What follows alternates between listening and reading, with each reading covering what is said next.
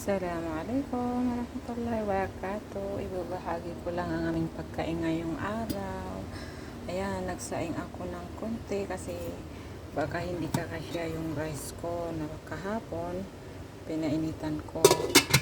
Siyempre, kaya makunti lang ang niluto ko kasi may macaroni kami.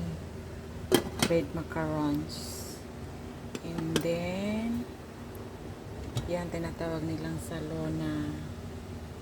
Ano yan, sis, beshi, vegetable yan. Tapos hinaluan ng hindi ko alam kung anong tawag doon. Parang mani.